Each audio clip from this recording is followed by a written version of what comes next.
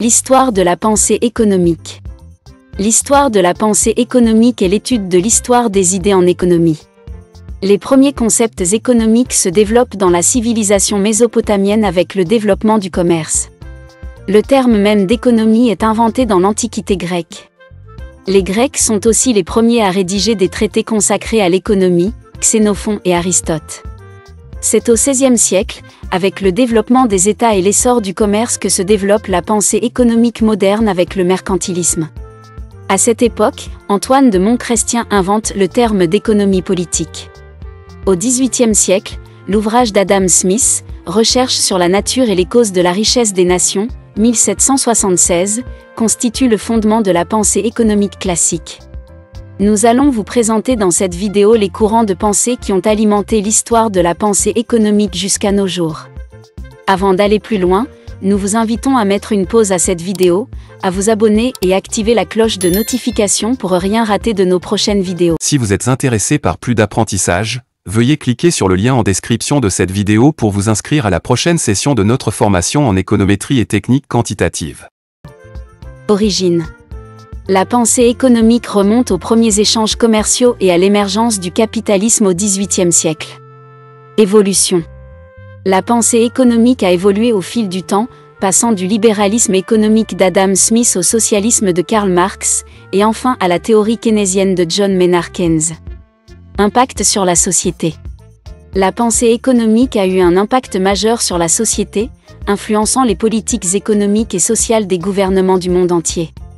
Elle a également façonné la façon dont les entreprises sont gérées et a contribué à la compréhension de l'économie mondiale dans son ensemble.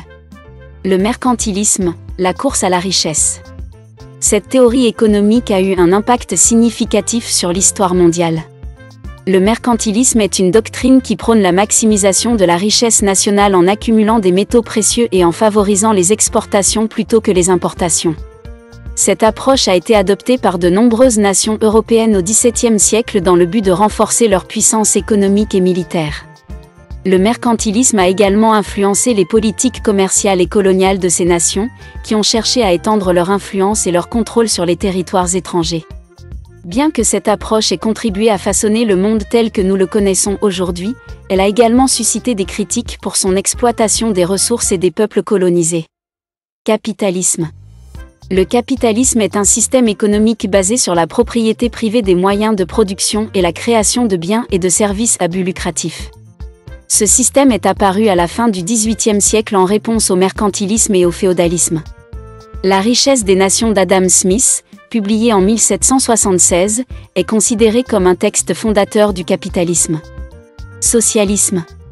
Le socialisme est un système économique basé sur la propriété sociale des moyens de production et la création de biens et de services au profit de la société dans son ensemble.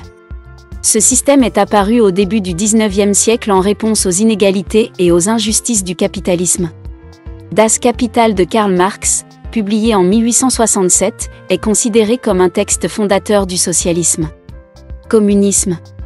Le communisme est un système économique basé sur la propriété commune des moyens de production et la création de biens et de services au profit de tous les membres de la société.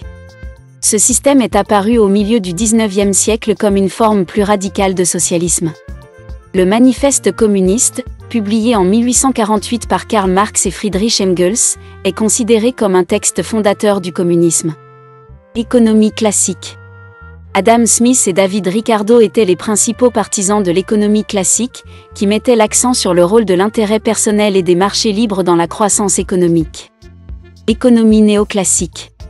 L'économie néoclassique s'est appuyée sur l'économie classique en introduisant le concept de marginalisme et en mettant l'accent sur le rôle de la prise de décision individuelle sur les marchés. Économie keynésienne.